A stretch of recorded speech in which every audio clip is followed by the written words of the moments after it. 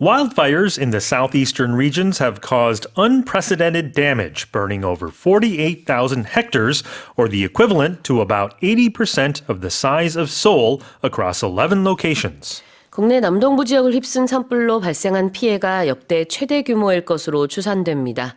이번 불로 11개 지역에 걸쳐 총 4만 8천여 헥타르가 피해를 입었으며 이는 서울 면적의 약 80%에 해당하는 수준입니다. Now, I understand most of the fires have been contained. Yes. But it's taken, over a week? I believe so. Yeah. I believe it happened. It began, the first sort of blaze began last Friday, I think yeah. it was, right? Yeah. And down in Uiseong County.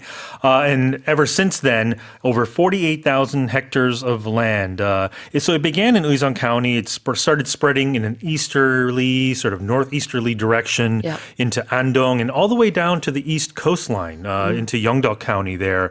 And it's affected not just, of course, the human lives. 30 people have been confirmed dead, 70 injured, but over 4,800 facilities, including homes, factories, and even cultural heritage sites. Goun Temple, Gounsa, was partially destroyed in the fire as well. And it's by far become the most destructive fire or wildfire in South Korean history, far surpassing the 2000 fire along the East Coast. I think it was in Urchin, or somewhere in Gangwon Province. I think it was that happened.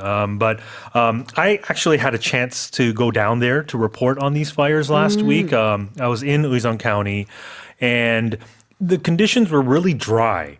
Of course, and the winds were very strong. So this was sort of the perfect storm to have this wildfire start of spread. And it was just very sad to see all the people that were displaced. And many of them were elderly. So our thoughts, of course, go out to all those that have been affected in this area. Yep. 그래요.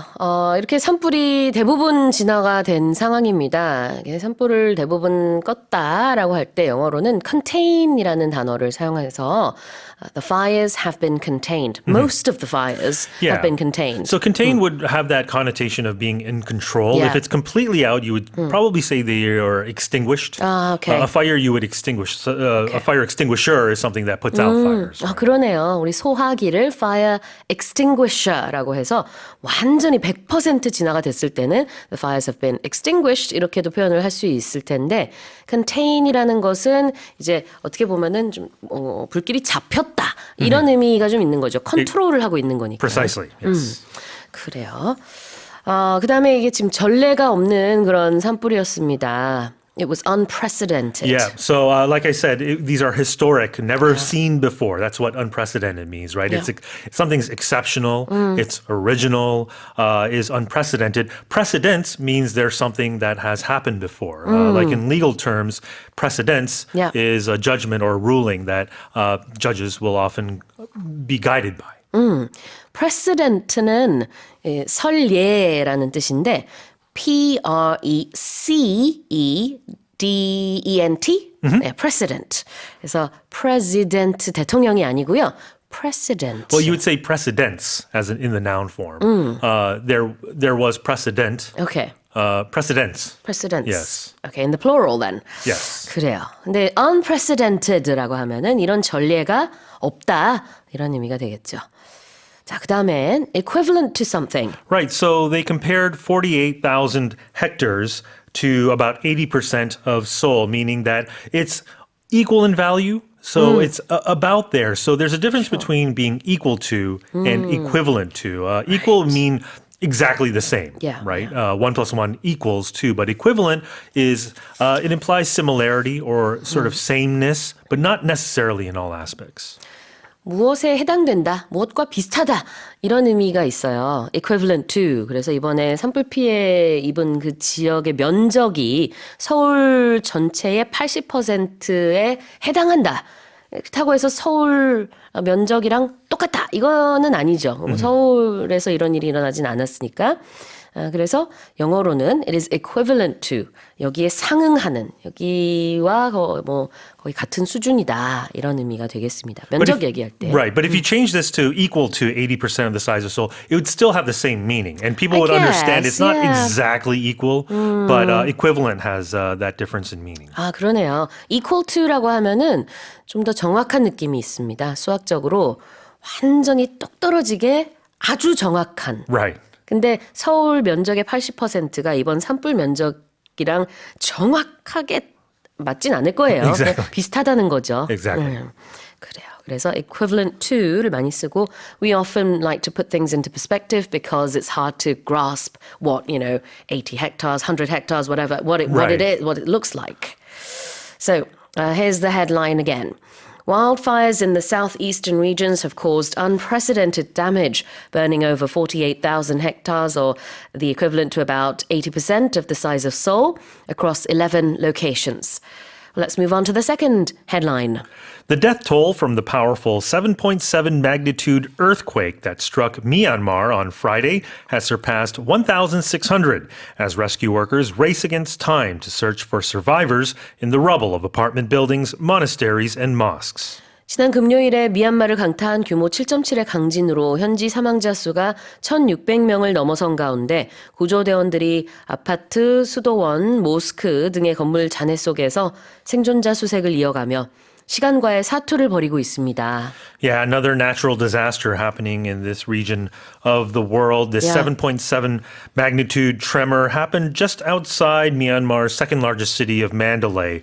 And so far, the death toll is just under 1,700, but some experts are saying that death toll could rise, far exceeding even 10,000 people at the moment. And it reached even areas far past the epicenter over in Bangkok, Thailand. There were devastating images coming out with Right. buildings collapsing there. About 17 people are dead so far in Bangkok, Thailand. But Myanmar is on a fault. They're on a fault line, which is known to be a seismically active region here. And of course, with the political situation in Myanmar being sort of restricted in contact with the outside world, it's kind of hindered rescue efforts as well. But Yeah. now I think the international community is coming together to try and help Myanmar recover from this.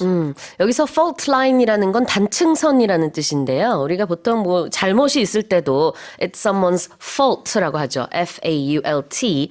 근데 그 잘못의 의미는 아니고요. 지형적으로 우리가 지리적으로 얘기하는 fault라는 것은 단층선이다. 보통 이렇게 단층선, 그 fault line에 있는 지역들이 뭐 지진이라든지 이런 지진에 좀 취약하죠. Right. The Pacific Rim of Fire or the Ring of Fire, you can say. 네네. These are very active regions. 그래요. 자, 첫 번째 표현 보겠습니다. 시간과의 사투다. It's a race against time. Yeah, so imagine if you're in a race with time, it's a situation where something is very imminent. You don't have a lot of time, or there's a deadline to do something. So in this case, to rescue survivors that have been trapped under rubble. Yep, exactly. And what is rubble? And rubble, of course, is waste or debris, sort of remains, something that has been destroyed. In this case, buildings, oftentimes. 네, 허물어진 건물의 잔해를 rubble 아니면 debris라고 합니다. R-U-B-B-L-E D-E-B-R-I-S. 네, debris 같은 경우에는 두 가지 발음이 있는데요. debris라고 하는 분들도 계시고 Yeah. 네, debris라고 하기도 합니다. S 발음은 하지 않아요. 자, 다시 한번 제가 읽어보겠습니다. The death toll from the powerful 7.7 magnitude earthquake that struck Myanmar on Friday has surpassed 1,600 as rescue workers race against time to search for the survivors in the rubble of apartment buildings, monasteries, and mosques. NASA's flagship James Webb Space Telescope has captured the first ever images of auroral activity on Neptune, revealing new insights after years of tantalizing hints. 미국 항공우주국 나사의 기술력이 집약된 제임스 웹 우주 망원경이 처음으로 해왕성에서 오로라 현상을 포착했습니다. 그동안 해왕성의 오로라 신호는 있었으나 이를 실제 이미지로 담아낸 것은 이번이 처음입니다. 여기서 그 auroral activity라고 Yeah. 한 게 그 오로라 현상, 오로라 활동 이런 뜻일 텐데요. Tell us more. Yeah, of course, on Earth, the famous aurora borealis happens in sort of in the Scandinavian region in Northern Europe, right? But it happens on other planets as well. It's when energetic particles from solar winds excite atoms in the upper atmosphere and it causes it to glow. And so astronomers from not just NASA, but the European Space Agency and the Canadian Space Agency were able to observe this aurora phenomenon on Neptune for the very first time, because it's something that scientists, I think, knew of, but they just never had the evidence of, and it was the first time this happened. And did you know that the light or the color of the aurora depends on the particular type of atom that's being excited in the atmosphere? Not all green then. It's not all green. Oh, yeah. interesting. 자, 그러면은 표현을 좀 보겠습니다. Flagship. Yeah, if something's the flagship of something, it's probably the most important or the most popular thing that was produced by a certain organization, maybe. So for NASA, they may have many telescopes, but their flagship or their most important or most famous one is this James Webb Telescope. You see stores Yes. might have many branches, but their main headquarter or their main sort of store would be their flagship store. 그러네요. 대표적인 주력 상품이 될 수도 있고, 여기서는 그 제임스 웹 텔레스코프를 얘기하면서 나사의 뭐 주력 텔레스코프, 주력 상품처럼 표현을 하고 있습니다. Right. In Korean, you say 대표적, right? So in English, it's translated as representative. Yeah. But oftentimes, I think it's not the same meaning all the time in English. So I think flagship's always a good sort of substitute to use. 그러네요. 자, 그 다음에 tantalizing hints. Yeah, if something's tantalizing, you want something, it's reachable, it's within your grasp, but it's almost teasing and tormenting you with the sight of this promise of something that's unobtainable. Yeah, exactly. 자, 그러니까 궁금하게 만드는 겁니다. 좀 애타게 하는 거. Yeah. 그런 게 tantalizing이에요. 근데 뭐가 tantalizing이냐면은 tantalizing hints. 그런 오로라가 있을 것이다 라는 여러 사인. 그런 게 그동안 과학자들로 하여금 굉장히 궁금하게 했죠. 오로라가 있는 것 같은데 정말 이런저런 우리가 그 힌트 아니면 사인을 받았는데 실제로 포착을 한 적은 없어가지고 이번이 처음이 되겠습니다. Yeah, so it could be something like a scent, like you smell the coffee, and that tantalizing aroma. You want it, but you just can't have it. 그래서 굉장히 갖고 싶게 만드는 그런 의미가 있습니다. 자, 다시 한번 제가 읽어볼게요. NASA's flagship James Webb Space Telescope has captured the first ever images of auroral activity on Neptune, revealing new insights after years of tantalizing hints. Let's move on to the next headline. A flight departing from Paris to the Caribbean was forced to make a U-turn after a passenger lost their phone, sparking safety concerns over the potential hazard of the device's lithium-ion battery. 프랑스 파리를 출발해 카리브해로 가던 비행기에서 한 승객이 휴대전화를 분실하면서 해당 항공기가 부득이 회항하는 사태가 벌어졌습니다. 이번 회항은 휴대전화 속 리튬이온 배터리의 잠재적 폭발 위험에 따른 안전 조치인 것으로 알려졌습니다. Yeah, so this plane carrying 375 passengers was about 1 hour into its 9-hour journey when this passenger said they couldn't find their phone. I see. I'm assuming it fell in between the seats. And so what the crew had decided was they had to turn around and go back to where they departed from when maintenance teams were finally able to recover it. Yeah. And then they departed again. So the flight departed about 20 minutes later to Guadeloupe, where it was originally heading.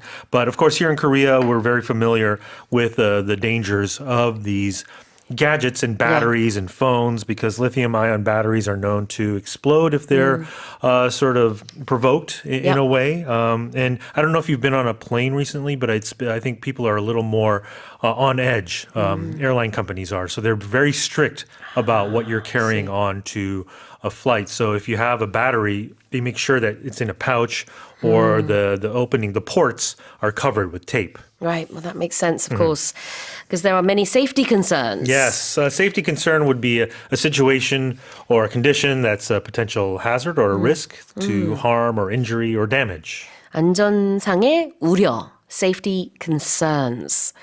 And you might even call it a safety hazard. Yeah. What's a hazard? A hazard would be, like I said, a danger or a risk or a threat. 그래요. 위험 요소, 위험 이런 것들을 hazard라고 합니다. 자, 그럼 다시 한번 읽어볼게요. A flight departing from Paris to the Caribbean was forced to make a U-turn after a passenger lost their phone, sparking safety concerns over the potential hazard of the device's lithium-ion battery. Now let's move on to the final headline. A health expert has suggested that a 1-minute grip test measuring the force with which someone can squeeze an object may be a better predictor of longevity than other markers such as cholesterol levels. 미국의 한 건강 전문가가 물체를 쥐는 힘을 측정하는 악력 테스트를 1분 동안 실시한 결과가 콜레스테롤 수치와 같은 다른 지표보다 기대 수명을 더 잘 예측할 수 있다는 주장을 내놨습니다. There's been a lot of law talk about, you know, how this grip test can measure your longevity. So Yeah. I've actually not, it's not the first time I've heard this, basically, is what I'm saying.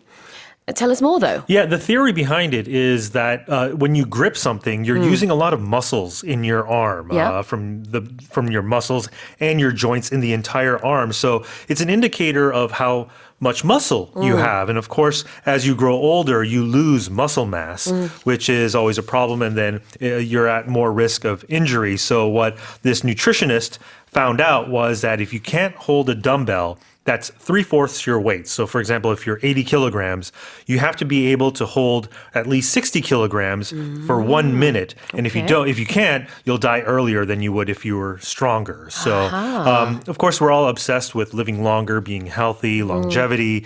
And we use things like blood pressure, cholesterol levels, you know, things like diabetes. But there are other predictors that scientists can use according to this study. And another one, if you're interested, is a balance test, where you can test how long you can stand on one leg. And if you can do it for 10 seconds, that means if you can't do it for 10 seconds, that means you're at a higher risk of dying within 10 years because balance measures how your brain and body function together. So Interesting.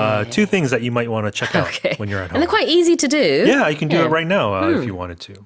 그러네요. 이 밸런싱 테스트뿐만 아니라 좀 전에 얘기했던 그 악력 테스트, 영어로는 뭐 grip test, yeah. test라고 하는데 you're basically squeezing something with your hand, your fist. Exactly. So when you squeeze something, you're firmly sort of pressing it, usually with your fingers or your hands. You know, they say when you meet someone, in the West at least, it's good etiquette to have a good, firm Yes. squeeze when you handshake, when you shake someone's hand, because it's a sign of being strong, I suppose. 서양에서는 확실히 그래요. 악수를 할 때 꽤나 단단하게 힘을 꽤 주고 악수를 하는 게 그게 굉장히 좋은 첫인상을 줍니다. 만약에 좀 흐물흐물하게 약하게 손을 잡으면 마치 생선을 잡는 것 같다라고 표현을 할 정도로 굉장히 안 좋은 이미지를 줘요. 이 사람은 좀 약하구나 이런 느낌. If you're curious, go on the internet and search Trump and Macron. Oh, Their handshake. yeah. It's Were they it's both very firm? It's a battle. So it's a battle of, and they neither will let go. Oh, really? Yeah, and they have this white knuckle sort of handshake going on. It's very interesting. It's very amusing to watch. 미국과 프랑스는 둘 다 그 문화가 있기 때문에 아마 Yeah. 굉장히 firm하게 핸드쉐이크 했을 것 같아요. Yeah, and it's a sign of, strength. But, 그렇습니다. but the 네네. word squeeze, it has other connotations and meanings too. When you go through a sort of tight space, Sure. you could say it's a tight squeeze. Or if you're financially in a squeeze, that means you're short on money or you Yep. have to borrow or invest in something in a Exactly. crisis. When I make my pasta, I like to squeeze a lemon in it. Ah, okay. So that it has that lemony flavor. Right. 그래서 squeeze는 뭐 짜다 이런 의미예요. Right? Exactly. 네, 뭔가 이렇게 몸을 또 이렇게 호축하게 만들어가지고 좁은 틈에 들어갈 때도 squeezing through라고 하기도 하고, 그 다음에 아까 말한 재정적으로 요즘에 내가 돈이 많이 없어 Yeah. 그럴 때도 I'm in a squeeze. I'm in a squeeze 이렇게 표현할 수 있는데, 자 여기서는 손을 꽉 쥐는 거, squeezing your hand 이렇게 표현을 하고 있습니다. longevity는요? Oh, longevity, of course. It means long life or existence. Yep. Durability, endurance Yes. is also a part of longevity. 네, 장수, 수명, longevity라고 합니다. 다시 한번 읽어볼게요. A health expert has suggested that a 1-minute grip test measuring the force with which someone can squeeze an object may be a better predictor of longevity than other markers, such as cholesterol levels.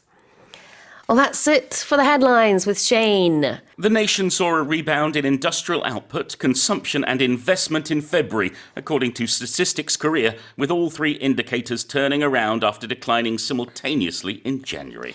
2월 국내 전 산업 생산과 소비, 투자 지표가 일제히 하락세를 보였던 1월 이후 반등에 성공하면서 모두 전월 대비 증가했다고 통계청이 밝혔습니다. It's been a bit of a bumpy ride this year. It has, I yeah. have to say. So January, end of January, at the start of February, we were thinking, what's going to happen? What's going on? Things are looking down. But for February, we're up. The nation's overall industrial production came to 111.7 in February, and that's up 0.6% Right. from the previous month. Retail sales were up 1.5%, and facility investment jumped 18.7%. So we have a turnaround. We have a bounce back, which is good. The question is, will it last? It's been a turbulent year, economically speaking, for the whole world. We're not sure what's going to happen, but certainly this is a good indicator that Korea at least was doing better in February than it was in January. Any sort of rebound when it comes to these sorts of statistics is good, I feel like. Yes, but we've entered a world of tariffs these days. And I think tomorrow, April 2nd, is a big day with the US perhaps announcing universal tariffs, perhaps all over the Right. world. And so everyone's waiting with bated breath to see how that will impact their own country. Absolutely. Well, you mentioned what rebounding is briefly in your Yes. explanation before, but could you tell us again? What does this mean? Absolutely. When you're playing basketball, the rebound is when the ball hits the board at the back of the net and Right. you get it again. That is a rebound. But it basically means to bounce back. Yes. So this is a positive expression when we talk about finance or figures or economics. It's going up again. It's reversed. Instead of going down, it's going back up. That said, if you're in a relationship and you're on the rebound, that means you've just ended one relationship and maybe you're too eager to look for a second relationship. 두 가지 의미를 설명해 주셨어요. 첫 번째는 동사로 to bounce back, to rebound. 공을 이렇게 튕겼을 때 다시 튀어오르는 것을 rebound 한다라고 합니다. 그러니까 경제에서도 마찬가지로 수치가 떨어졌다가 다시 올라올 때 반등했다, rebound 했다라고 하는데 이제 또 다른 의미로는요. 남녀 관계에 있어서 on the rebound라는 표현이 있어요. 아니면은 뭐 he's a rebound, she's a rebound 이렇게 Or he's rebounding from his 그렇게 previous relationship. 동사로도 네. 쓸 수 있겠네요. 자, 이런 미드나 영화 속에서 가끔 나오는 표현의 리바운드는 뭔가 튕겨져서 그 공이 다시 오르는 것도 아니고 수치가 다시 오르는 것도 아니고요. 이거는 상심했던 내 마음, 실현당한 내 마음을 조금 추스리기 위해서 잠깐 만나는 사람이에요. 굉장히 독특한 관계인데 이게 진지하게 이 사람이랑 정말 뭐 길게 사귀려고 하는 건 좀 아닌 것 같고. Yeah, it's like a ball bouncing against a wall. It's a very sharp reaction, a sudden reaction. So it is kind of like bouncing back in a relationship. It's like your heart was down in the dumps. You were really depressed and upset because you broke up with someone and you need to get in the love game again. Yeah. So you Or- have a rebound. Then again, you could be bouncing from person to person. 그러니까요. 그래서 이 리바운드라는 것은 우리 말에는 딱히 여기 네. 들어맞는 게 없는 것 같은데 보통 잠깐 만나는 사람이긴 해요. 그게 그냥 그거는 그냥 참고로만 알아두시면 됩니다. 이거는 그냥 대중문화의 영화 같은 데서 가끔 나오는 표현이니까 가끔이 아니라 많이 나옵니다. 서양 드라마나 영화에서는. 자, 다음으로 simultaneously. 우리 동시에 말했네요. Yes, we spoke simultaneously. Badly, but simultaneously, which means at the same time. If two things happen simultaneously, they're happening at exactly the same time. 네, 동시에라는 뜻입니다. simultaneously. 발음은 두 가지가 있어요. simultaneously, simultaneously. Yes. 둘 다 돼요. And I tell you what, one of the hardest jobs in the world is.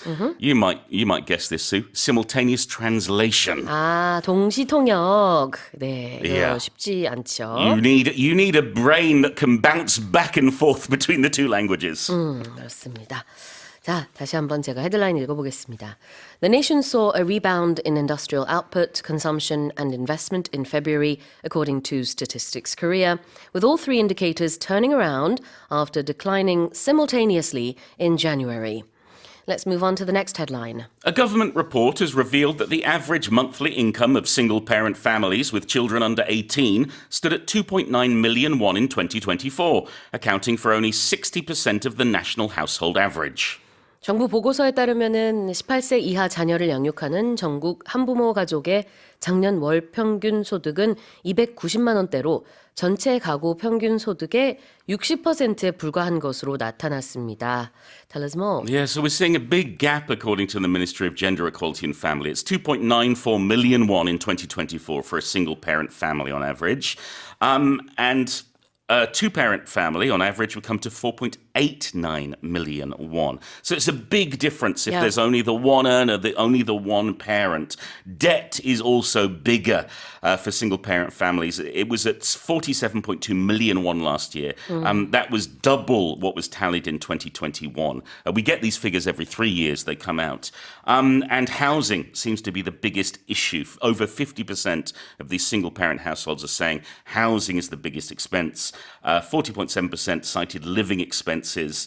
And also, there's the issue of child rearing expenses.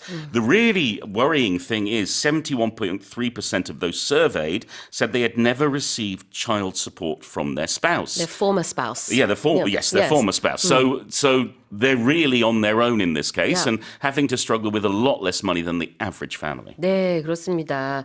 지금 71.3%를 언급한 거는 양육비를 받지 못한 한부모 가정들이 그렇게나 많다고 하는 얘기거든요. 그래서 전 배우자로부터 양육비를 한 번도 받지 못한 사람들이 이렇게나 안타깝게도 많다는 얘기였고요. 그다음에 아까 전체 평균 소득의 60%에 불과한 월 평균 소득을 기록하고 있다고도 합니다. 자, 월 소득, monthly income. You want to know my monthly income? That's a very personal question to ask on public radio, Sue. I don't know whether I could tell you that because that's the money I earn. That's the money each month that comes into my bank account. But we have to be careful because there's two different kinds of income when we talk about income. Okay. There's active income, which is like the money you and I earn from this job or the money our listeners earn from going to work, wherever it may be. And then there's passive income, the income that you make from your stocks or your shares or your Right. investments or other things like that. 아하. 그러니까 여기서 말하는 passive income이라는 거는 뭐 불로소득에 가까울 것 같아요. 뭐 주식 얘기를 하셨는데, 네. could be real estate. Exactly, yes. 그런 것들이죠. 근데 지금 active income은 직접 내가 노동 아니면 뭐 일을 해서 버는 소득이 되겠죠. Yeah, and normally when we talk about monthly income, we're focusing on active income. Yes. 자, 월 수입, monthly income. 그럼 연 수입은 yearly income 하면 되나요? Yeah, we talk about yearly income, weekly income, daily income even. You could say salary as well, I guess. Yeah, but I think income takes everything on board. Okay. Salary is only for one job in particular, but if you have multiple jobs or investments in whatever, Yeah. then that's all covered with income. Okay. Especially for people like us, we're freelancers, so we do have different sources of income. Exactly, yes. Okay. And if a number stands at You want me to something- stand? Oh dear. What are you asking me to do today, Sue? What does it mean? That's where it is. If a number stands at this number on this day or Right. at this time, that's the number it was. Where it is. Yeah. So we often use that to say this is where we are now or this is where we were at this particular time or date. 자, 여기서는 the monthly income stands at 2.9 million won이라고 했습니다. 그러니까 월 소득이 한부모 가정 같은 경우에는 290만 원대다 이 얘기를 하는 건데 이제 어느 정도 수준의 수준이다, 뭐 이런 수치다 이런 얘기를 할 때 something stands at 그다음에 숫자 이렇게 표현을 하면 되겠죠. But be careful because it stood at 2.9 million won. It may stand at a different number today because we're in That's true. 2025. That's right. And we'll know by the end of the year what 2025's monthly average income was, I suppose. Yes, and in 3 years' time, we'll get another survey like this focusing on single-person households. Indeed. Oh, sorry, single-parent households. That's right. 자, 다시 한번 제가 읽어보겠습니다. A government report has revealed that the average monthly income of single-parent families with children under 18 stood at 2.9 million won in 2024, accounting for only 60% of the national household average. Commercial beekeepers in the US have reported losing more than 60% of their colonies on average over the winter, as scientists race to identify the main cause of the unprecedented decline. 미국 양봉업자들이 지난 겨울 동안 자신들이 키우던 벌떼의 60% 이상이 폐사했다고 보고한 가운데 학계에서는 유례없는 수준의 이번 감소를 부른 원인을 밝히려 나섰습니다. What's going on? Well, last year there was a big shock. Yeah. Because there were record reductions in the number of bees. But this year it's even higher. And it's a huge loss. There was one professor of entomology at Cornell University who says this is the biggest loss of honeybee colonies in US history. And it's all come about because there is this migration that goes on, this mass movement of hives going to California, where they have masses of almond plants, almond trees there. And the bees congregate to pollinate those trees. However, they've seen that there's been this huge drop. They're thinking financially, it's like a loss of $139 million. It means honey is increasing in prices. And, well, it also means we're losing one of the most beautiful, helpful insects in the entire world. And I'm sure in America they do use honey more than in Korea. I mean, we of course do here too, but I think Not to the same extent. yeah, like on waffles, on pancakes, and things like that. Yeah, but I think also that there has been talk in the last 20 years is that if the bees die out, it's the end of the world, some scientists have said, because they are the ecosystem. pollinators. Yeah, They are the yeah. ones who help keep the flowers, the plants, the trees going. But this is a broader crisis. It's not just bees. We're having insect species wiped out at an alarming rate. They outnumber us, by millions upon millions, and yet they are dying. And researchers are saying that if we lose the insects, well, we lose our basic functions of our ecosystem. So it's a very slippery slope, and it's very bad news for the bees. Yeah, absolutely. 자, 이 벌들이요. 우리가 뭐 이제 벌은 꿀을 만든다 이렇게 잘 알고 있지만 그것만이 아니라 미국에서 재배되는 뭐 채소라든지 과일, 견과류의 75% 정도의 그 씨를 이렇게 저 다른 곳으로 그 뭐라 그럴까요? 수분이라고 말을 하죠. 다른 곳으로 이렇게 갖다 주는 이런 역할, 굉장히 중요한 역할을 하고 있기 때문에 벌들이 이렇게 많이 사라지는 것은 여러모로 큰 영향을 미친다고 합니다. When we talk about bees, we talk about their colonies. Yeah, we also talk about their hives, and we should probably differentiate between the two. So a beehive is basically a little house for the bees to live in. However, there may be more than one hive in the colony. There may be several hives. Okay. The colony is the group of bees that live and work together. We can actually use it for humans. In the old days, where you had, for example, the Mayflower sailing across the Atlantic to the east coast of America, they set up a new colony. That was where humans gathered together to live and work together. So we use it nowadays more for insects or for other groups of life forms. And We're familiar with the term here in Korea. Yes, I know very well. But when we're talking about bees or ants, for example, it just means this group living and working together. 맞습니다. 이게 식민지의 뜻만 있는 게 아니라 이렇게 동물의 집단이라는 의미가 있을 수가 있어요. 동물마다 그룹핑 명칭이 다양한데 벌 같은 경우에는 a colony of bees 이렇게 표현을 할 수 있습니다. Yeah, and we're not just talking about 5 or 10. We're talking about hundreds of thousands. The same way a flock of birds could be 10 birds, whereas a colony we're talking about a lot of insects. 뭐 그냥 단순히 뭐 10마리, 20마리 뭐 이런 게 We wouldn't call that 아니죠. a colony, no. 그래서 동일 지역에 서식하는 굉장히 많은 그런 벌떼들을 말합니다. And when we say the main cause of something is something, It's the biggest reason. Yeah. If something's the main that means that's the most important or the biggest or the central reason for it. And cause of it is because of this thing that this has happened. 주된 원인이 뭐뭐다. The main cause of something is 이렇게 표현을 할 수 있겠습니다. 물론 여기서는 이제 그 is 비동사 빼고요. The main cause 여기까지만 해서 무엇의 주 원인 이런 의미가 되겠죠. 다시 한번 제가 읽어보겠습니다. Commercial beekeepers in the US have reported losing more than 60% of their colonies on average over the winter, as scientists race to identify the main cause of the unprecedented decline. Let's move on to the next headline. The Korea Football Association has awarded Korea captain Son Heung-min, also the skipper of Premier League club Tottenham Hotspur, Male Player of the Year for 2024, marking a record 8th time he has won the honour since the awards began in 2010. 대한축구협회가 국가대표팀 주장이자 영국 프리미어리그 클럽 토트넘 헛스퍼의 주장인 손흥민 선수를 2024년 축구협회 올해의 선수로 선정했습니다. 이로써 손흥민 선수는 시상이 시작된 2010년 이후 지금까지 통산 최다 기록인 8번째 수상을 기록했습니다. Is he not bored of this? He keeps winning. I don't think you 2013, can get sick of it. 2014, 2017, 19, 20, 21, 2022.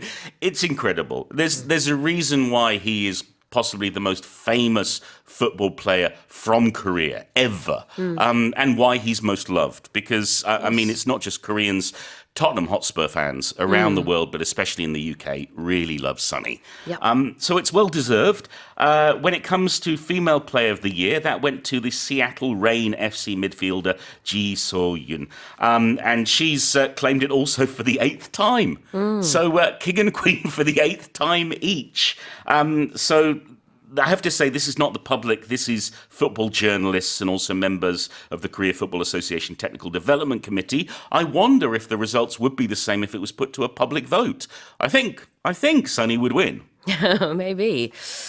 그래요. 8번째로 이렇게 수상한 거 축하드립니다. Of course, we have legendary football stars in Korea, Cha Bum-gun, and, you know, he was sort of like he created the Chaboom back in the day. Yeah. And then we've had many, many great players, but currently I would say Sonny is sort of the king when it comes to this area. It's been an amazing 20-something years of football. I think ever since the World Cup in 2002, we've seen Korean football expand across the globe Yep. with players ending up all over the world. 자, 그런데요. 이제 손흥민 선수가 우리나라 국가대표팀의 주장이고 또 토트넘 헛스퍼의 주장이거든요. 우리는 이렇게 어디의 주장이고 또 어디의 주장이다. 이렇게 단어를 2번 연달아 언급해도 하나도 어색하지가 않은데 영어에서는 he's the captain of something and the captain of something 이렇게 말하면은 굉장히 어색하게 들려서 다른 단어를 썼네요. What's that other word? Skipper. Skipper. So this is talking about Sonny's exercise regime. Every single morning he goes outside. It is 100 skips. 아니에요. No. 줄넘기 하는 사람 아니에요. Not that kind of 네. skipping. A skipper. This goes back to fishing and to sailing. Yeah. The skipper is the captain of the boat. That's right. And so because a football team or other sports team is a bit like a crew on a boat, we also use the term skipper. 그러니까요. 자, 그래서 이렇게 주장이라는 단어를 2번 쓰는 대신에 다른 단어를 쓰거나 아니면은 묶어서 한 번에 표현할 수 있어요. 손흥민 is the captain of both the Korean national football team and Tottenham Hotspur. 이렇게 표현해도 되고요. Absolutely, yes. 여기서 말한 것처럼 he's the captain of the South Korean team and he's the skipper of Tottenham Hotspur. Yeah. 결국은 같은 말입니다. 캡틴이란 얘기예요. 자, what about winning the honor? If you win the honour, that means you get the award. And an honour, well, it could be a medal, it could be a trophy, it could be a title, but it's something that is honouring you and that makes you be honoured by everyone. And how do you spell honor? Well, 2 ways, depending on where I'm working. Okay. So, if I'm writing for myself, if I'm writing to my parents, I write it H-O-N-O-U-R. If I'm working for an American language company that likes to use American English, I'll spell it H-O-N-O-R. And both are perfectly acceptable. But pick one, please. Okay. When you're writing a document of any kind, always remember to pick just the one spelling. Be consistent. Be consistent. 네. 하나의 문서 안에는 통일되게 be consistent. Yeah. 그래서 OUR만 쓰든가 아니면은 OR만 쓰든가 이렇게 해서 통일된 방식으로 쓰셔야 되는데 둘 다 가능한 스펠링입니다. Exactly. Honor and honor, grey and grey, pants and trousers. Stick to one. Don't use both. Okay. 자, 어떤 상을 수상했다라는 뜻으로 he won the honor라는 표현을 썼어요. 다시 읽어보겠습니다. The Korea Football Association has awarded Korea captain Son Heung-min, also the skipper of Premier League club Tottenham Hotspur, Male Player of the Year for 2024, marking a record 8th time he's won the honor since the awards began in 2010. Let's move on to the final headline. Actor Richard Chamberlain, who rose to fame as the heartthrob star of the television series Dr. Kildare in the early 1960s and was known for miniseries including The Thornbirds and Shogun, has died aged 90. 1960년대 초에 텔레비전 드라마 닥터 킬데어의 주연으로 인기 스타 반열에 오른 후 미니시리즈 가시나무 새들과 쇼군 등에 출연했던 배우 리처드 체인벌린이 90세를 일기로 세상을 떠났습니다. Tell us more. I think younger listeners will have no idea who he is.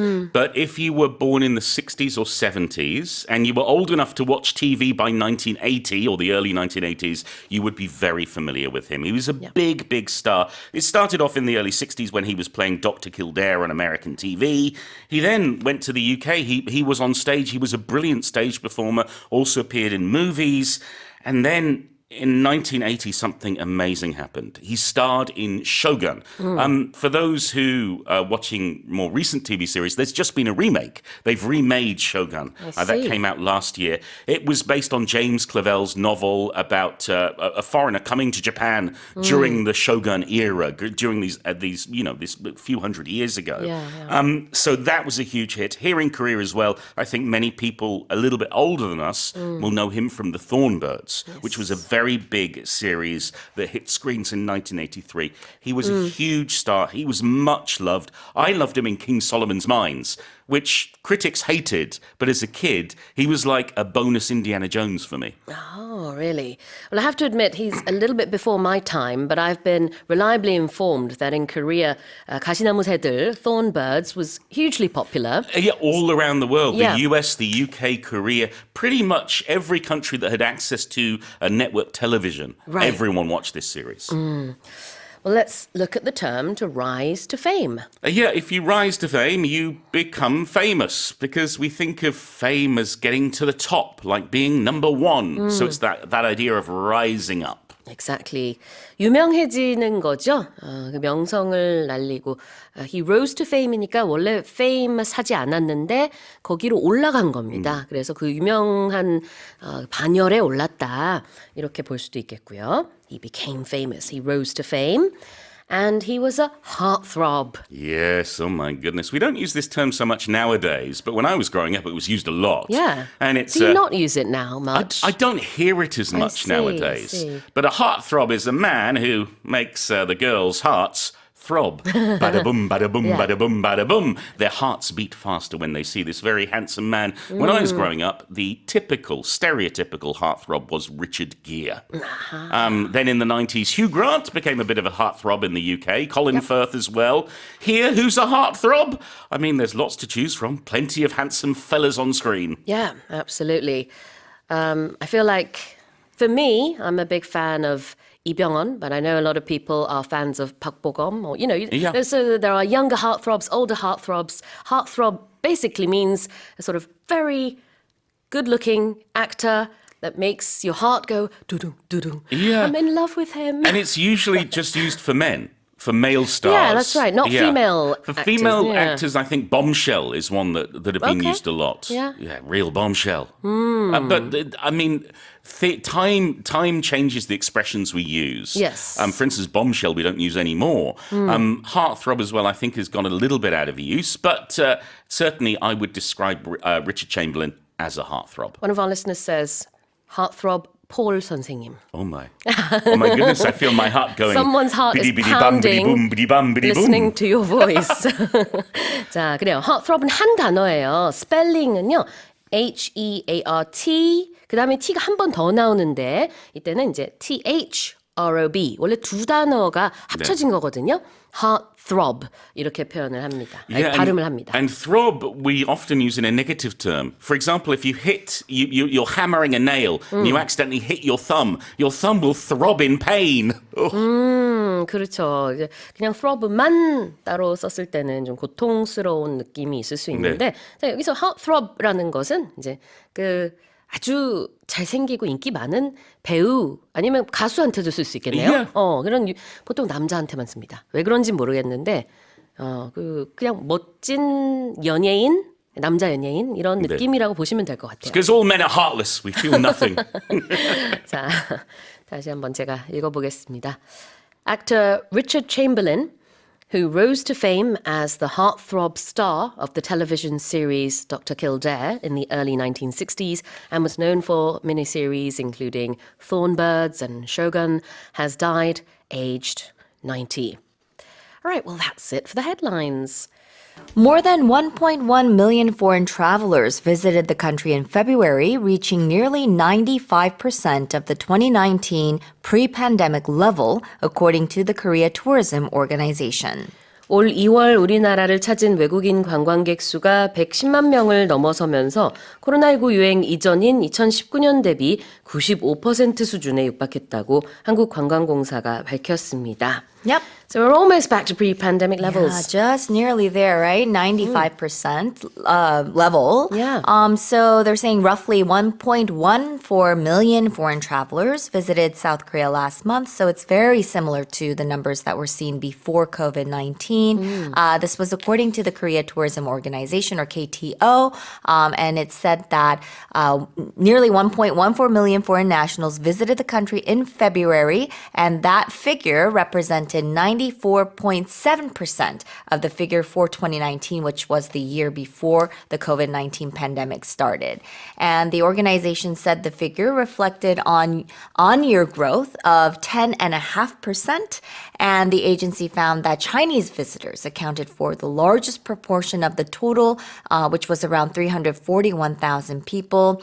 Japan came in second place with around 224,000 travelers. That was followed by Taiwan, the United States, and Vietnam. Yeah. And the numbers of tourists from Taiwan, the US, and Vietnam posted especially sharp increases compared with February of 2019. You know, with the headlines, we like to round numbers and we make do. it easy for the listener to grasp, Yep. even if they're doing something else as they're listening to the radio. Yep. So we won't say 94.7% in the headline, although that's the exact percent. We say, nearly 95. Yeah. What does nearly mean? So nearly means very close to or almost. 거의라는 뜻이죠. So I might call you. We were supposed to meet at 12 and I'm running late. Yeah. And I might call you and say, Karen, I'm nearly there. Yeah. I'm just going to be about 5 minutes late. 이렇게 거의 다 도착했어. 이렇게 말할 수 있겠고요. What else could you use nearly for? It's nearly Christmas. Yeah, it's nearly Christmas, or she was nearly at the finish line. Yeah. 거의 뭐뭐 할 때 다양하게 쓰는 표현이 되겠습니다. And then we have pre-pandemic levels. Yeah, pre-pandemic levels. So we hear this a lot when we are talking about like figures and stats. When we are because COVID has such a dramatic impact on our lives, not Yeah. just here in Korea, but just around the world. So we like to compare figures, compare what it was like before COVID and what it's like now. So they're definitely comparing, the number of tourists that were visiting Korea before COVID occurred. And of course, there was a dramatic drop in the number of tourists that came in during COVID, of course, because no one was traveling. And then now they're saying, it's picking up. It's almost reached that level to before COVID occurred. So pre-pandemic, when you add that the prefix there, it means that it existed or occurred before something. And pandemic here, it can be any sort of disease that spreads over lots of different countries, but usually it refers to COVID-19. pre는 전이고 post가 후입니다. 그래서 이런 접두어를 붙이게 되면은 뭐뭐 이전, 뭐뭐 이후 이런 의미죠. 우리가 코로나19 얘기할 때도 pre-pandemic 아니면 pre-COVID and then post-COVID or post-pandemic 하면서 이제 그 상황을 묘사할 수 있는데 여기서는 그 코로나19 유행 전 수준이라는 뜻으로 level까지 붙여서요. pre-pandemic level이라고 했습니다. I don't know if you feel this way, but I feel like everything is so surreal still. Yeah. I can't believe the whole world experienced COVID for 3 years. Yeah. And now it's as if nothing happened. Nothing happened, right? It was like Yeah. it was like a cold, like a really, really bad cold. Sometimes I have to pinch myself and go, did that really happen? Were we masked Masked up for 3 years? People And- couldn't travel. Yeah. Some people were on lockdown. Exactly. 그러게요. We lived through something that's going to be written down in history for a long, long and time. I feel like it is going to affect, have a profound effect on teenagers, babies who grew up during that period because of the social interactions that they lacked. Yeah, and 3 years of not having, that social interaction can really impact a child's life. Yeah. 자, pre-pandemic. 예, 봤습니다. 다시 한번 제가 읽어볼게요. More than 1.1 million foreign travelers visited the country in February, reaching nearly 95% of the 2019 pre-pandemic level, according to the Korea Tourism Organization. Let's move on to the next headline. Korea's exports rose 3.1% year-on-year in March, marking a second consecutive monthly increase driven by strong semiconductor demand, according to the Ministry of Trade, Industry and Energy. 3월 우리나라 수출액은 반도체 수출 호조의 영향으로 작년보다 3.1% 증가해 2개월 연속 플러스 성장을 이어갔다고 산업통상자원부가 발표했습니다. Tell us more. Yeah, so South Korea's exports rose 3.1% in March, and that reached 58.3 billion US dollars, and that marked a second consecutive month of growth. And this increase was driven by strong demand for semiconductors, with overseas sales up 11.9% to reach $13.1 billion. They're saying that imports also grew 2.3% to reach $53.3 billion, resulting in a trade surplus of $4.98 billion. And this is all according to the Ministry of Trade, Industry and Energy. And overseas sales of semiconductors jumped 11.9% on year to $13.1 billion in March. And that was thanks to strong demand for high-value products. Right. increase 하면은 증가인데 앞에 monthly increase라고 했습니다. What's that? So it's basically a change in a specific value or metric from one month to the next, and it's typically expressed as a percentage. So we're looking at one figure from the previous month and seeing how that has changed the next month. 그러니까 월별 증가라고 할 수 있는데요. consecutive monthly increase, second consecutive monthly increase라고 했습니다. Yeah. 즉 2개월 연속 증가를 하고 있다. Yeah. 다달이 수치를 비교할 때 그렇게 말을 하고 만약에 연간 수치를 비교한다 그러면은 yearly increase. 또 매일매일의 어떤 데이터를 비교한다 그러면 daily increase 할 수 있겠죠? Yeah. Like when you talk about like the stock market, you can say, oh, there's been a daily increase Of in course. something. It's different every day. Yeah. And if something's driven by something, Yeah, if something is driven by something, it's influenced by, or it could be pushed by, not like physically pushed, but like influenced, or caused by a particular thing. yeah, it's almost like saying thanks to something Yeah. as well. Driven by 뭐뭐뭐는요, 무언가가 이끌었다, 무언가 덕분에 이런 의미가 있어요. 그래서 strong semiconductor demand. 즉, 이제 반도체 수출이 굉장히 많았다. 반도체에 대한 이제 수요가 Yeah. 아주 많은 덕분에 이러이러했다 하면서 이제 우리나라 수출액이 증가한 요인을 설명하고 있습니다. 다시 한번 제가 읽어볼게요.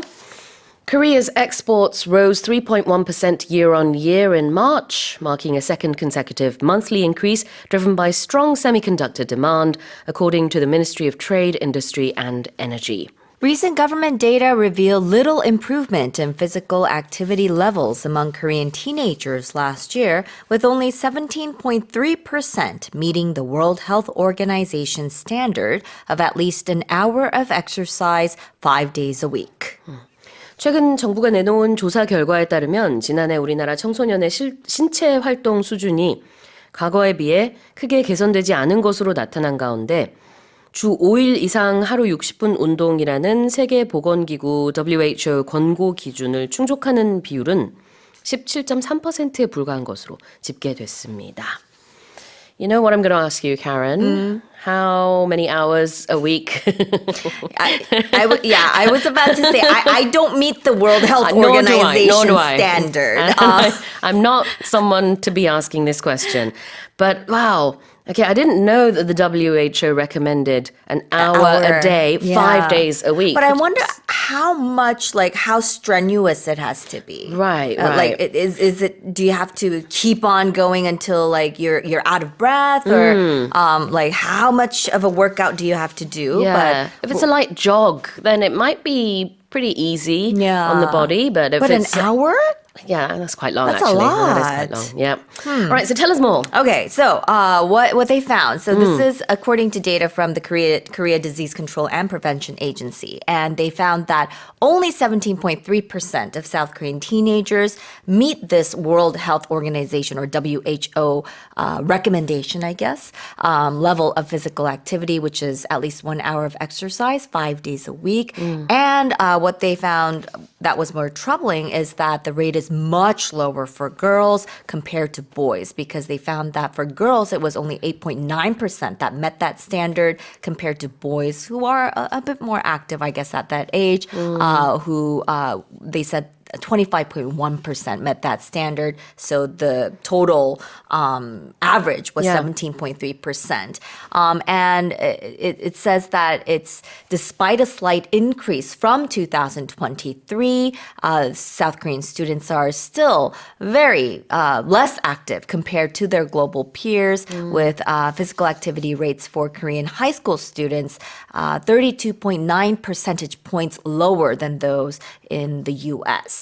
Experts point to long study hours, of course, as the primary barrier to physical activity, with students spending most of their time sitting and studying. And there's also a cultural perception in Korea that exercise is less important than academics, which leads to physical education classes being undervalued. And this lack of physical activity is linked to potential declines in both physical and mental health, with experts calling for a shift towards a more movement-friendly school culture. And I completely agree with this. Physical education is, I think, just as important as all the academic studying that's going on at school. Yeah, you learn so much. It's not just physical health that you gain from PE. Yeah.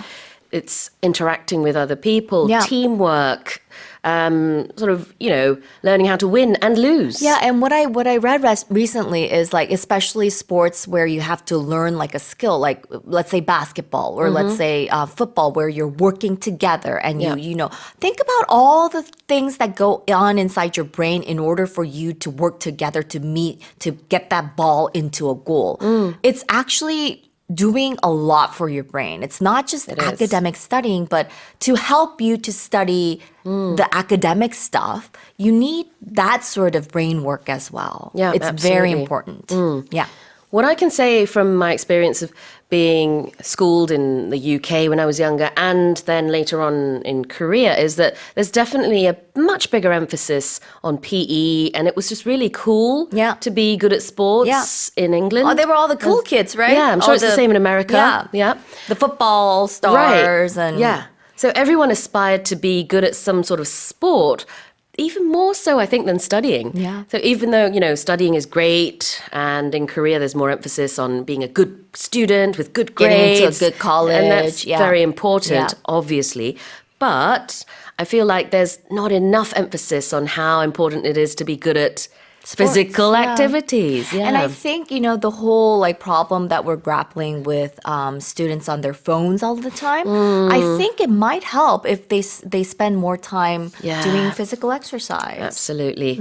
그래요. 할 말이 많네요. 우리 둘 다. 네, 저도 지금은 참 할 말이 없지만 어렸을 때는 저도 그런 이제 서양 문화를 많이 접하다 보니까 체육 을 하는 것이 굉장히 중요하다는 걸 뭐 너무나 피부로 와닿게 선생님들한테 듣고 느끼고 체육 수업도 일주일에 여러 번 있었던 Yeah. 기억이 나고요. 그 다음에는 체육을 잘하는 애가 가장 멋있는 애였어요. They were the popular kids. 맞아요. Yeah. 제가 외국에서 중학교 다닐 때는 공부를 잘하는 애는 그냥 공부 잘하는 애지만 체육을 잘하는 애는 멋있는 Yeah. 애였어요. 그런 이미지가 이제 형성이 될 정도로 체육이 중요했던 것 같아요. I don't know. And then, the smart kids or the studious kids, they were considered nerds. A little bit. I was one of those. Yeah. 자, let's look at the word improvement. Improvement. Yeah. So improvement is something that has gotten better. 자, 그런데 여기서 주의해야 될 거는 improvement가 여러분 잘 아시죠? 개선이란 뜻인데 그 앞에 there was little improvement라고 Yes. 했고 우리말 번역을 크게 개선되지 않았다 Yeah. 이렇게 했거든요. 그럼 선생님 이거 오역 아니에요? 그렇게 생각할 수 있는데 오역 아닙니다. 자, if you say there was a little improvement, 그러면 조금 개선됐다. 그런데 there was little improvement, 관사 없이. 그러면 거의 개선되지 않았다라고 해석을 합니다. Yeah. 그래서 거의 10년 전에 비해서 That 지금 means there was no improvement. 맞습니다. 우리나라 청소년들의 신체 활동이 그렇게 많이 늘진 않았어요. 늘긴 했는데 그렇게 많이 늘진 않았고 특히 성별로 보게 되면은 남학생들은 그래도 한 25% 정도가 Because they 이렇게 can't sit still. 운동 많이 하고 있어요. Yeah. 실제로 우리가 생각해봐도 Yeah. 중고등학생들, 남학생들 뭐 농구하고 Yeah. 축구하고 Yeah. 이런 거 하는 모습을 많이 보잖아요. 평소에도. Yeah. 근데 여자 아이들, 여학생들은 8.9%밖에 되지 않는다고 합니다. 10명 중에 한 명도 안 되는 거죠. I mean, it kind of 아이고. makes sense though because what they're interested in is also a little bit different. But I do think that there needs to be in the school curriculum Yeah, a yeah. little bit more emphasis on physical activity. 그렇습니다. 자, 그다음에 standard라는 것은 Yes, standard. So standard is like an idea or thing that's used as a measure or norm or maybe even like a model in comparative evaluation. So Yeah. you would have like a standard and you would use that to compare similar things to see if they kind of match or if they're at a similar level. 기준이라는 의미죠. You can have standards for all sorts of different things. 근데 이제 기준이라는 의미 말고도 표준이라는 의미로도 쓰입니다. Right, well, I'm going to read it one more time. Recent government data revealed little improvement in physical activity levels among Korean teenagers last year, with only 17.3% meeting the World Health Organization's standard of at least an hour of exercise 5 days a week. Let's move on. Satellite images and AI analysis have revealed that more than 500 buildings in the city of Mandalay in Myanmar sustained 80 to 100% damage from Friday's earthquake, highlighting the disaster's severity and aiding in pinpointing specific locations of destruction. 위성 이미지와 AI를 활용한 분석 결과 지난 금요일 지진으로 미얀마 만델레이 시내 건물 500개 이상이 80에서 100% 파괴된 것으로 밝혀져 지진 피해의 심각성을 알리는 한편으로 구체적인 피해 위치를 찾아내는 데도 도움이 될 것으로 보입니다. So this is useful in Yes, many ways yes. because first of all it's very devastating what happened in Myanmar. Right. But thanks to AI, we know exactly which building has been damaged how much. Yeah. So it's, I guess, a revolutionary new sort of way that AI is being incorporated and Yeah. being used in disaster management. So they're saying that once this AI analysis was complete, it showed that 515 buildings in Mandalay had 80 to 100% damage, and another about 1,500 with between 20 to 80% damage. Yeah. And this analysis was shared with aid groups like the Red Cross. So this AI analysis was done by a San Francisco-based Planet Labs, and it says that its satellites, it has 15 of them orbiting the Earth, and they've now photographed roughly a dozen locations in Myanmar and Thailand since Friday's earthquake. So they're coming up with this analysis, and they're saying that it's not the first time that AI assisted damage assessment has been used. It actually tracked Libya's catastrophic flooding back in 2023 or this year's wildfires in Los Angeles as well. 그래요. 많은 aid group, 구호단체들에게 이 자료가 이제 배포가 됐다고 합니다. 새틀라이트 이미지, 위성 이미지는 이제 있었고, 기존에. 근데 그거를 AI 분석을 통해서 보다 명확하게 어떤 건물이 몇 % 정도의 파손을 입게 됐는지, 어느 정도 훼손이 됐는지를 Yeah. 파악할 수 있게 돼서 이제 앞으로 재건하는데도 큰 도움이 될 수 있을 것으로 이렇게 보여집니다. Of course, they are saying that, they did share it with the relief aid organizations. It's going to help them to prioritize these relief efforts, but they are saying that the data is preliminary, so they are going to require on-ground verification. 자, sustain is the first word here. Yeah, sustain. So when you sustain something, it means that you've gotten something. But when something is sustained, it means it's continued for an extended period of time or without interruption. So there's two different meanings. Yeah. 그냥 sustain 하면은 무언가 유지한다라는 뜻이에요. 그렇지만 sustain injuries or sustain damage Yeah. 이렇게 말하면 피해를, 상처를 입다. Yeah. 이런 의미가 되겠죠. 네. 그래서 여기서는 sustain damage Yeah. 있습니다. 그래서 이런 만큼의 피해를 입었다라고 해석을 해야 되겠고요. pinpoint Pinpoint. So pinpointing something, it means to find or locate something to the exact point. 그래요. 콕 집어서 어디다라고 말할 수 있는 겁니다. 정확하게 찾아내거나 보여주거나 할 때 핀포인팅이라고 해요. 우리 실제로 예전에 지금도 쓰는지 모르겠지만 뭐 코르크 보드 같은 데다가 이렇게 압정을 탁 이게 찍어서 지도나 아니면은 뭐 지도겠죠 주로. Yeah, yeah. 그 코르크 보드에다가 지도를 하나 이렇게 먼저 놓고 그 다음에 콕 집어서 여기 이 지역에 우리가 뭐 마케팅을 해야겠다 아니면 뭐 여행을 해야겠다 아니면 이런 데서 범죄가 일어났다 이렇게 할 때 핀이 압정이에요. 포인트. 그 압정의 끝 부분입니다. 그래서 그 뾰족한 부분을 갖다 댄다 이런 의미로 정확하게 보여준다 이런 의미가 되겠죠. Yeah. 다시 한번 읽어보겠습니다. Satellite images and AI analysis have revealed that more than 500 buildings in the city of Mandalay in Myanmar sustained 80 to 100% damage from Friday's earthquake, highlighting the disaster's severity and aiding in pinpointing specific locations of destruction. Here's our final headline. A new study has found that infants who were exclusively breastfed for at least 6 months were 28% less likely to develop neurodevelopmental conditions, including autism and ADHD. 생후 최소 6개월 이상 모유만 먹은 신생아는 자폐증과 ADHD 등의 신경 발달 장애 진단 위험이 28% 줄어든다는 연구 결과가 나왔습니다.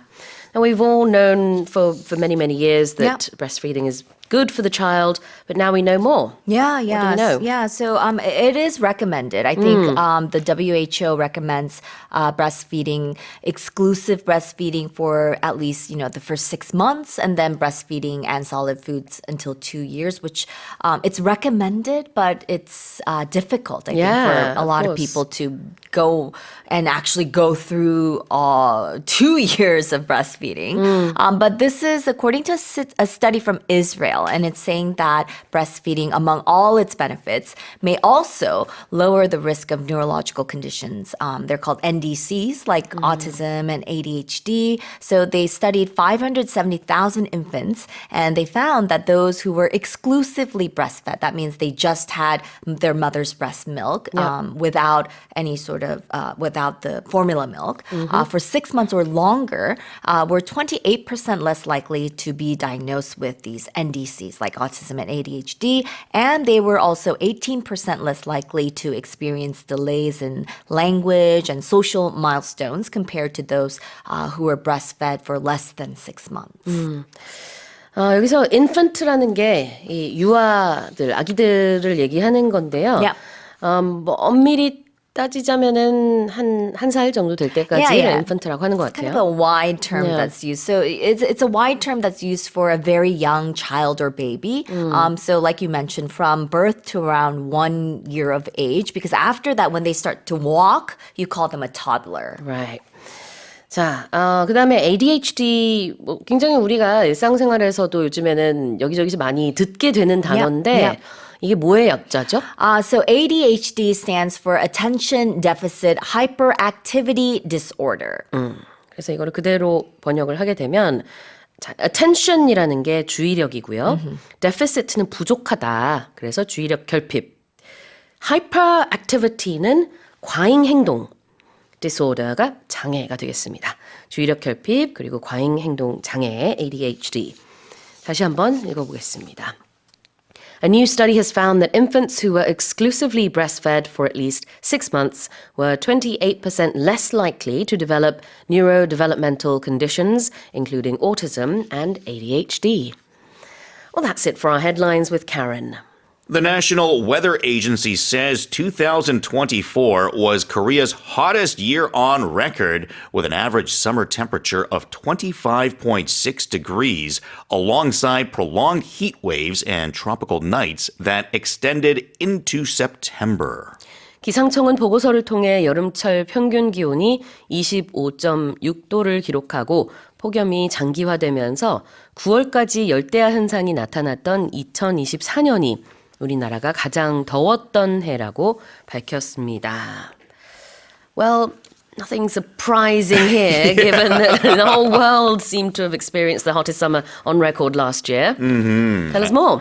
Yeah, so the average temperature in the summer of 2024 was 25.6 degrees. That is the highest since observations began in 1973. That's the year I was born. It added that there were 20.2 tropical nights, which is 3.1 times the annual average. So I think tropical nights are when it's over 30 degrees at nighttime. I think at night it's probably over 26 or 26? something, Okay, yeah. because in the evening it's slightly different to during the daytime, but I think it's somewhere around there, 25 or 26. Yeah. But then like ultra tropical nights are probably around. I think that sounds right. Yeah. But so to show that it wasn't just hot in the daytime, but it was hot in the evening as well. Yeah. I think we can all remember what it was like. And certainly everyone, I'm sure, had their air conditioners on a lot. Yes, absolutely. 그래요. 지난 여름 열대야 때문에 고생하신 분들 참 많으시죠? 작년 여름이 지금까지 기록된 여러 데이터 중에서도 우리나라의 가장 더운 여름으로 기록이 되고 있습니다. 자, 이렇게 기록이 된 것 중에 뭐 가장 뭐뭐하다라고 할 때 여러 가지로 표현을 할 수 있겠지만 영어로는 on record 아니면 since records began. 아까 선생님이 since observations began 이라고 했어요. Tell us more about that. Yeah, when something is on record, then it has been observed and it's been recorded. So it's been written down somewhere, whether it be by pen and paper on a computer, it could be a picture. There's some record of it. There's Right. evidence. There's evidence that's been taken. And in the same way, then, you'll often hear in courtroom dramas like, oh, he is on record saying something as Yeah. evidence as well. So this is on record. If a journalist might say hey, can we have a conversation off the record? So that being the opposite, meaning this isn't official. I'm not going to record it. You don't have to be accountable for what you say to me. This is just something between you and me. It's not Yep. on the record. That's right. 기록이 되는 것이 on record 아니면 on the record인데 상황에 따라서 그런데 이제 우리가 이거는 좀 기록은 하지 말고요. 그냥 비공식적으로 우리끼리 얘기해요. 라고 할 때 off the record 라고 하죠. 자, 근데 여기서는 무슨 얘기였냐면은 last year was the hottest year on record for Korea. 한국에서 이렇게 날씨를 기록한 이래로 가장 더운 여름이었다. 자, 그다음에 alongside something? Alongside, you could think of it as either with or beside, along with. So they're together. is, I think, the key to have. So not only was it high in temperature of 25.6, but also along with that, coming with it together or as a package, even Right. you can think of it as, came these tropical nights all the way into September. 네, alongside는 무엇과 함께라는 뜻이어서 사람과 사람이 함께 있을 때도 쓸 수 있겠지만 여기서는 지금 그 지난 여름에 무엇을 우리가 경험했는지 이야기하고 있습니다. 그래서 기온 같은 경우에는 평균 25.6도였고 그 다음에는 그 폭염이 오랫동안 지속이 됐고 또 열대야까지도 꽤 오랫동안 지속이 됐었다. 이런 것들이 다 나란히 있어서요. They came alongside each other. 이렇게 표현할 수 있겠네요. Often, if I find out that you're going somewhere interesting, I might say, "Hey, can I come along?" So, can I come with you? Yeah, exactly. 같이 가도 돼? Can I come along? 이렇게 할 수 있겠죠? 자, 아까 그 기록상으로 하는 것은 on record, or you could say since records began. 자, 다시 한번 제가 읽어보겠습니다. The National Weather Agency says 2024 was Korea's hottest year on record, with an average summer temperature of 25.6 degrees, alongside prolonged heat waves and tropical nights that extended into September. Let's move on to our second headline. Koreans averaged 18 outpatient visits per year in 2023, nearly 3 times the OECD average in 2022, highlighting significantly higher healthcare usage compared to similar countries. 2023년 기준 우리나라 국민 1인당 연간 외래진료 이용 횟수는 2022년 OECD 회원국 평균의 3배에 달하는 18회로 비슷한 다른 나라들에 비해 의료 서비스 이용 빈도가 상당히 높은 것으로 나타났습니다. Now, I'm sure you know this and I know this from experience of being in different countries, but it is very convenient to go and see a doctor in Korea. It doesn't take too long. The wait time isn't as long as it is in other countries. Absolutely. And I think also it's very reasonably priced. Yes, so that's a it big doesn't one. cost an arm and a leg. I think if you're in the USA, most people can't afford these That's right. visits. So Yep. the fact that it's affordable, but at the same time, it's not absolutely free like in Canada. In Canada, because it's free, it causes long lineups and waits and stuff. And I think doctors might even tell you, there's no need to come and visit for something as petty as that. Yeah. So I think they kind of discourage you to come. So Same with England. I mean, Yeah. I guess it's the same system in the Commonwealth countries, but the taxpayers' money goes into the health system there. So it is free, but as you said there, You the wait. wait time, the wait line, sometimes you have to wait months. sometimes, depending on the disease, I Yeah. mean, people can pass while they're waiting for certain services. So, That's right. there's good and bad things about every system, right? There's no Yes. perfect system, but All right. yeah, there are benefits to the Korean system. Sure. Let's have a look at this word here, outpatient visits. An outpatient is a patient is a person who visits a hospital Yeah. or receives medical service. So an outpatient, think of it as you've gone to visit the doctor or the medical service and you have left. So you're out. You're not staying there. You're not staying overnight.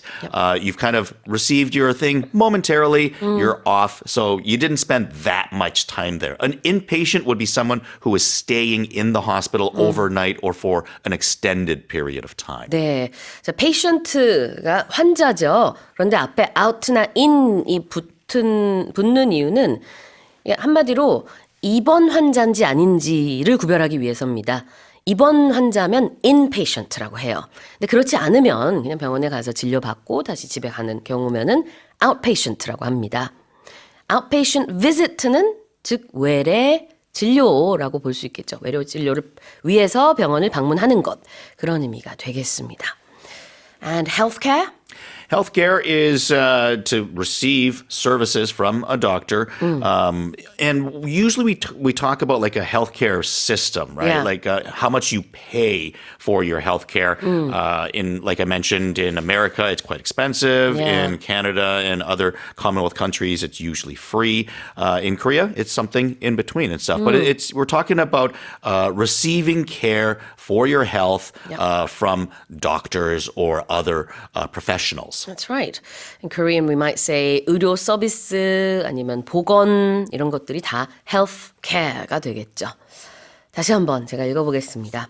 Koreans averaged 18 outpatient visits per year in 2023, nearly 3 times the OECD average in 2022, highlighting significantly higher healthcare usage compared to similar countries. A volcano in southwestern Iceland, which has been erupting for over a year, began spewing lava and smoke again just hours after authorities evacuated the last remaining residents of a nearby fishing village. 현재까지 1년 넘게 분화 중인 아이슬란드 남서부의 화산에서 최근 당국이 인근 어촌의 마지막 남은 주민들을 대피시킨 지 불과 몇 시간 만에 다시 용암과 연기가 분출하기 시작한 것으로 전해졌습니다. Tell us more about this. Yeah, the town was called Grindavik in Iceland, and it had been dormant for 800 years. And then all of a sudden, more recently, it's been erupting, so it's become active again. Wow. And just moments after clearing everyone out, it actually started erupting again. There were sirens going off in the town, and it's been video footage everywhere on this active volcano now. That's remarkable. It was sort of asleep Yeah. for 800 years, and over the past year, it's just been spewing and it woke up basically. Yeah, I guess you could say it was hibernating for 800 years. Yeah, exactly. 그래요. dormant라는 게 이제 화산에 관해서 얘기할 때는 휴화산 상태였다라는 뜻인데 이 어원이 잠들다라는 불어 아니면 라틴어에서 왔을 겁니다. 그래서 지금 좀 비유적으로 얘기를 했는데요. Let's look at the expression just hours after. Just is to show that it barely passed a certain threshold. So, there wasn't a lot of leeway or buffer zones for things to happen. And the amount of time it's talking about is just hours after. So people got everyone out, they got them evacuated, everyone left, and then just hours, just a short period of time, not a long period of time after that, it started erupting. So it's basically saying that these final people barely survived. 불과 몇 시간 후에 일어난 일이다라는 의미로 just hours after를 썼어요. 아까 해석할 때는 이제 불과 몇 시간 만에 이렇게 해석을 했죠. 그래서 just가 그걸 강조하기 위한 겁니다. 이게 얼마 안 됐다라는 것을요. What about last remaining residents? The last remaining residents are the people that were living in this fishing village that were the last ones there. So the other ones had all left, but people that remain are the ones that stay. So even the ones that stayed till the end, those were the last of those residents that they evacuated out. 마지막 남은 주민들을 last remaining residents라고 하는데요. 이 남다, remain 이게 또 수학에서 우리 나눗셈 할 때 이제 나머지를 영어로는 Remainder. 네, 이렇게 Yeah. 표현을 하죠. 자, 다시 한번 제가 읽어보겠습니다. A volcano in southwestern Iceland, which has been erupting for over a year, began spewing lava and smoke again, just hours after authorities evacuated the last remaining residents of a nearby fishing village. Let's move on to the next headline. A rare Roman coin believed to be the first of its kind found in the UK and discovered last year by a man using a metal detector has sold for 4,700 British pounds or roughly 9 million won. 작년에 한 영국 남성이 금속 탐지기로 찾아내 영국에서는 처음 발견된 종류로 추정되는 희귀한 로마 동전이 4,700파운드, 우리 돈으로 약 900만 원에 팔렸습니다. Wow, tell us about this. Yeah, so this was believed to be the first of its kind in England or the UK, I should say. Ron Walters, he's 76 from Kings Winford, West Midlands, found the coin with the metal detector in Wall Heath, that is, I guess, near Dudley. The coin was bought by a collector from Scotland. Ah, interesting. This coin dates back many, many years, right? Yeah, AD 69. Wow. So if we're counting, it's like positive 69. Of course, if it was 69 BC 69, then it would be negative 69. That's right. 서기 69년의 것으로 추정이 되는 동전이 작년에 발견됐었죠. 그 동전이 스코틀랜드의 한 수집가에 의해서 팔린 겁니다. 4,700파운드. 우리 돈으로 900만 원 정도 해당되는데 4,700이라는 이 단어가요. 영어로 4,700라고 해도 되지만 단어가 굉장히 많으니까 어떻게도 말할 수 있죠, 선생님? How else can you say this number? So I I think it's more casual to say 4,700, Yeah. which is how I read it both ways. Now, it is 4,700, but it's just longer to say That's it that way. Yep. So usually in English, the more common way to say is 4,700. 네, 그렇습니다. 그래서 4,700을 이렇게 4,700라고 해도 되고 4,700라고 해도 됩니다. What about believed to be? Believed to be it's not confirmed. It's sort of what people think. This is what we think, but it's not absolutely confirmed. We don't have exact evidence that says this is what it is. It's saying, well, this makes sense. 이렇게 추정이 된다라는 뜻이에요. Believed to be the oldest coin discovered in the UK, or the first of its kind discovered in the UK. And it was found using a metal detector. A metal detector is a device that you put near metal, and if there is metal in it, then it will beep. So it can find metal. And if you're at the airport, you'll usually pass through Yep. a metal detector to see if you might have any sort of weaponry on you. Sometimes there's a handheld metal detector that security personnel will use to get more exact to see, oh, you set off the metal detector. Oh, it's because I have a belt buckle. It's not Yeah. a knife or something, something like that. But often you'll also see at the beaches sometimes people carrying around something that looks like a vacuum cleaner or maybe like a weed eater, and they carry it around to sway above the ground. And sometimes they can find metal under the grass or under the sand that turns out to be something valuable like this coin. Yeah, exactly.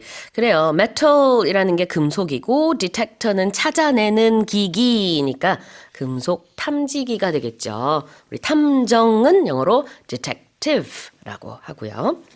I gotta say that 9 million won, I thought it would have been worth a lot More, more. you think? Yeah. Oh, okay. I mean, just because Yeah. of the how old rarity it is. and- Yeah. yeah. Usually anything where it's one of one, it's worth a lot or priceless in a lot of cases. Who knows? Maybe this collector from Scotland will sell it for even Even higher. more, yeah. Put it up for auction I in think the there's a future. good chance. Yeah, could do. There was a similar coin that was found that was worth like I think 5 times more of that. So Wow. I think it was undervalued. Yep. All right. Well, it was perhaps a good investment then. 자, 다시 한번 제가 읽어보겠습니다. A rare Roman coin, believed to be the first of its kind, found in the UK and discovered last year by a man using a metal detector, has sold for 4,700 British pounds, or roughly 9 million won. Let's move on to the final headline. A scientific project led by an ecologist at the University of Salford in the UK has revealed that seagulls are predators, consuming everything from sandwiches and starfish to even moles. 영국 설포드 대학교의 생태학자가 진행한 과학 프로젝트를 통해 갈매기가 샌드위치는 물론 불가사리 심지어 두더지까지 전부 먹는 포식자라는 사실이 밝혀졌습니다. Wow, I'll never look at seagulls the same way again. Yeah, I thought, maybe it'd be an omnivore. Like a herbivore is something that eats kind of vegetables yeah. and stuff, Yeah. right? Or prey is something usually thought of something that is hunted. But like an omnivore is something that eats everything. But it's saying that it is a predator which hunts other animals. So Yeah. that's kind of interesting. It is. Okay, so an ecologist said this. Yes. What's an ecologist? An ecologist is a scientist of some sort that studies the ecology. And we're talking about like life cycles and animals and how an ecosystem operates. So you're studying the nature of an area Yeah. and how it survives for a group of animals and plants. 생태학이 ecology고요. 생태학자는 ecologist. ecologist. 자, 포식자는 영어로 predator가 되겠습니다. Yeah, I was just mentioning. So, a predator is an animal that hunts other animals Yep. in order to survive or to eat. And the opposite of that would be prey, but that's prey with an E, not an A, Prey, meaning that this is an animal that is hunted by other animals. So it is trying to evade hunters in order to survive. Absolutely. I don't know if you watched the animated movie Zootopia many years ago. Did you? I don't believe I have. Okay, so then you will have no idea what I'm talking about. But the premise of this movie is a sort of animal utopia where all animals, predators, non-predators, they live in harmony. However, predatory animals were seen as the baddies, the Yeah. villains, because they, ate other animals. And yet the antagonist in the movie turns out in the end to not be a traditional predator. Yeah, I won't give it away. You Interesting. might watch it later on, who knows, Yeah. with your kids. A little bit of irony. And the main character is a rabbit who wants to be a police, which is, again, not the typical image you have of a rabbit. So everything is sort of turned upside down. It's Yeah. a fun movie. 자, Predator, 포식자까지 봤습니다. 다시 한번 제가 읽어볼게요. A scientific project led by an ecologist at the University of Salford in the UK has revealed that seagulls are predators, consuming everything from sandwiches and starfish to even moles. And of course, the mole, the animal, not the Oh, right. moles on your face. Right, of course. Yes. Well, that's it for our headlines with Jason.